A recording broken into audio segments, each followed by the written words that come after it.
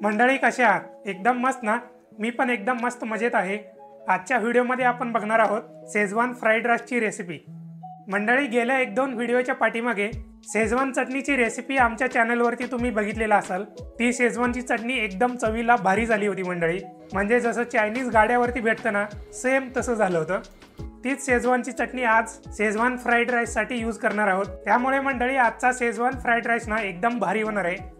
आणि जर तुम्ही शेजवान चटणीचा व्हिडिओ जर बघितला नसाल तर व्हिडिओची लिंक डिस्क्रिप्शन मध्ये ॲड करून देतो, तिकडे जाऊन तुम्ही चेक करू शकता। चला तर मंडळी फटाफट रेसिपीला स्टार्ट करूया। हो पण त्याच्या आधी चॅनलला सबस्क्राइब करा, लाईक करा आणि कमेंट करायला विसरू नका। तर मंडळी सगळ्यात आधी ना शेजवान राईससाठी लागणारा राईस आपण शिजवून घेऊया। त्यासाठी एका पातेल्यामध्ये 5 ते 6 ग्लास मी पाणी तापून घेतो। आता पाण्याला चांगली उकळी येईपर्यंत पाणी तापून घ्यायचं आहे।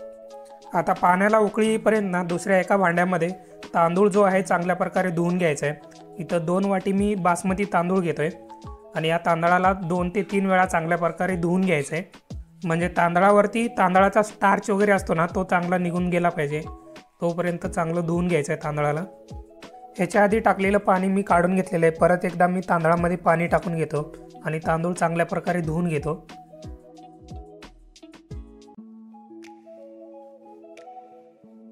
तांदूळ आपलं चांगल्या प्रकारे धुवून झालेले। दुसरीकडे आपलं जे पाणी तापायला आपण ठेवलं होतं चांगलं उकळायला चालू झालेलं आहे।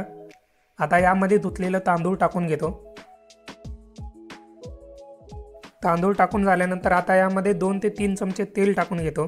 तेलामुळे भात जो होईल ना एकदम छान असा मोकळा मोकळा होईल, त्यामुळे मी थोडंसं यामध्ये तेल टाकून घेतलेलं आहे। तेलाबरोबर यामध्ये थोडंसं म्हणजे एक अर्धा चमचा मीठ पण टाकून घेतो। मीठ टाकून झाल्यानंतर पाण्यामध्ये चांगल्या प्रकारे मिक्स करून घेतो आणि गॅस जो आहे ना मीडियम आचेवरती ठेवायचा आहे आणि 5 मिनिट तांदूळ चांगलं शिजवून घ्यायचं आहे, म्हणजे तांदूळ 80% शिजला पाहिजे एवढंच शिजवून घ्यायचं आहे। तुम्हाला मी नंतर दाखवेनच किती शिजवून घ्यायचं आहे ते। हे बघा मंडळी 4 ते 5 मिनिट झालेले आहेत, तांदूळ चांगला शिजवून घेतलेले आहे। आता भात जो आहे ना 80% शिजलेला आहे, फक्त तुम्हाला दाखवतो। हे बघा दोन्ही बोटाच्या मध्ये ना भात थोडासा दाबून धरला तर तुम्हाला समजून जाईल। भात जो आहे ना एकदम थोडासा कच्चा आहे, म्हणजे 80% भात शिजलेला आहे, फक्त 20% थोडासा कच्चा ठेवलेला आहे। 20% जो राहिलेला कच्चा पण असतो ना तो नंतरनं जेव्हा आपण शेजवान राईस बनवून घेऊ तेव्हा ते शिजून जातं आणि त्यानंतरनं भात जो आहे एकदम मोकळा मोकळा होतो। आता भातामधलं जे राहिलेलं एक्स्ट्रा पाणी असतं ना ते गाळून घ्यायचं आहे आपल्याला, त्यामुळे मी चाळणीमधून गाळून घेतोय। तुमच्याकडे जर कपड्यामधून जर गाळून घ्यायचं असेल तर त्यामधून पण गाळून घेऊ शकता, पण फायनली काय आहे ना तांदळामध्ये थोडंसं पण पाणी ठेवायचं नाही आपल्याला, एकदम चांगल्या प्रकारे पाणी गाळून घ्यायचं आहे। भातामधलं पाणी काढून झाल्यानंतर ना भात जो आहे एका ताटामध्ये पसरून घ्यायचा आहे आणि भात कम्प्लिटली थंड करून घ्यायचा आहे। जर तुमच्याकडे मोठा परात वगैरे असेल ना त्यामध्ये पण हे भात जो आहे पसरवून ठेवू शकता आणि थंड करून घेऊ शकता। आणि जेव्हा पण तुम्ही हा भात जो आहे ना पसरवून घेत असताना एकदम हळुवारपणे पसरवून घ्यायचं आहे, भाताचे जे दाणे असतात ते तुटले नाही पाहिजेत। 5-6 मिनिटांनंतर ना भाताला अशा प्रकारे थोडासा हळुवारपणे हलवून घ्यायचं आहे, म्हणजे खालचा जो गरम भात असतो ना तो लवकर थंड होतो, त्यामुळे चमच्याने हळुवारपणे हलवून घ्यायचं आहे अशा प्रकारे। भात तरी आपला कम्प्लिटली आता थंड झालेले आहे। आता एका कढईमध्ये 4 ते 5 चमचे तेल घेतो आणि तेल एकदम कडक असं तापून घेतो। एकदम कडक असं तापलेल्या तेलामध्ये 2 चमचे बारीक कट केलेला लसूण टाकून घेतोय।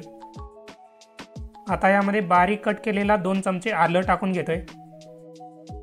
आता यामध्ये बारीक कट केलेली हिरवी मिरची टाकून घेतोय। 2 हिरव्या मिरच्या बारीक कट करून घेतलेल्या आहेत। हिरवी मिरची टाकून झाल्यानंतर अशा प्रकारे थोडंसं एक अर्ध्या मिनिटासाठी तेलामध्ये परतून घेतो।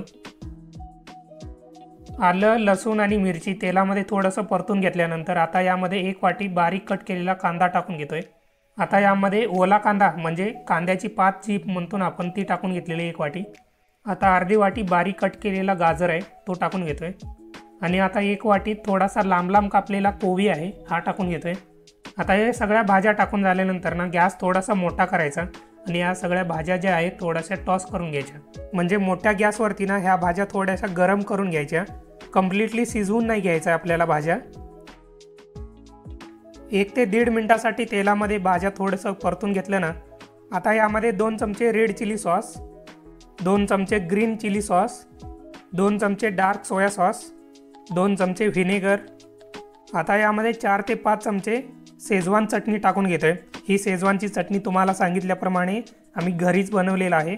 या शेजवान चटणीच्या रेसिपीची लिंक मी डिस्क्रिप्शनमध्ये ॲड करून देतो, तुम्ही एकदा नक्की ट्राय करा। शेजवानची चटणी जी आहे टाकून झाल्यानंतर आता याला 1 ते 2 मिनिटासाठी परतून घ्यायचं आहे चांगलं। हे बघा मंडळी, घरात बनवलेल्या शेजवानच्या चटणीमुळे ना कलर एकदम भारी आलेला आहे। मंडळी आता यामध्ये शिजवून घेतलेला जो भात ठेवला होता तो यामध्ये ॲड करून घेऊया सगळा। मंडळी इथं तुम्ही बघू शकता, आपण जो भात शिजवून घेतला ना एकदम परफेक्ट असा शिजवून घेतलेला आहे, त्यामुळे भाताचा जो दाणा आहे ना एकदम मोकळा मोकळा झाला आहे, तुम्ही बघू शकता। इथं भात टाकून झाल्यानंतर ना चांगल्या प्रकारे मिक्स करून घ्यायचं आहे। गॅस जो आहे थोडासा वाढवून घ्यायचा आणि त्या मोठ्या गॅसवरती भात जो आहे चांगल्या प्रकारे फ्राय करून घ्यायचा आहे। आपण जो 80% भात शिजवून घेतला होता आणि राहिलेला जो 20% आहे ना याच्यामध्ये शिजवून घेतला पाहिजे।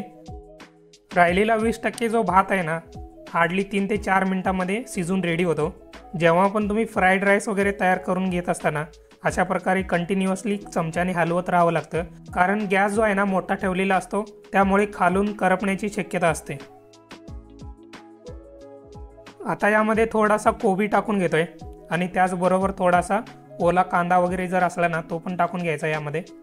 आणि त्याचबरोबर मंडळी थोडासा भात खाऊन बघा, टेस्ट करून बघा, त्यामध्ये थोडंसं मिठाचं प्रमाण वगैरे कमी जर असेल तर ते थोडंसं ॲडजस्ट करून घ्या। आणि आता हे चांगल्या प्रकारे मिक्स करून घ्यायचं आहे। तर मंडळी अशा पद्धतीने एकदम छानपैकी आणि एकदम सोप्या पद्धतीने बाहेर चायनीजच्या गाड्यावरती वगैरे जसा शेजवान फ्राईड राईस भेटतो ना त्याच्यापेक्षा अतिउत्तम असा शेजवान फ्राईड राईस आपला रेडी झालेला आहे। तुम्ही इथं बघू शकता, कलर वगैरे एकदम अप्रतिम आलेलं आहे, चवीला तर एकदम म्हणजे काय सांगू तुम्हाला, एकदम जबरदस्त।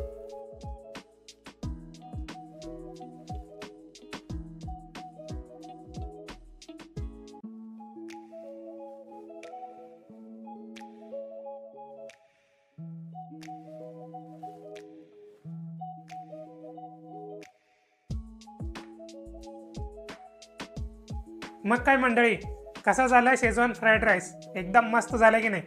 शेजवानची चटणी पण एकदम भारी झाली होती मंडळी। गेल्या व्हिडिओमध्ये आपण जो बनवून घेतला होता तोच यूज केलेला आहे, त्यामुळे शेजवान फ्राईड राईसला ना चायनीजच्या गाड्यावरती जसा टेस्ट येतो ना तसाच आलेला आहे। आणि महत्त्वाचं म्हणजे दोन्ही रेसिपीज एकदम होममेड आहेत, म्हणजे घरच्या घरी बनवलेल्या आहेत। तुम्ही आता बघितलेलाच असाल, तर तुम्ही पण एकदा नक्की ट्राय करा मंडळी तुमच्या घरी आणि मला कमेंट करून सांगा तुमची रेसिपी कशी झाली ते। चला तर मग भेटूया पुढच्या व्हिडिओमध्ये अशाच एका चमचमीत रेसिपी सोबत। तोपर्यंत रेसिपी आवडली असेल तर लाईक करा, कमेंट करा आणि महत्त्वाचं चॅनलला सबस्क्राईब करायला विसरू नका।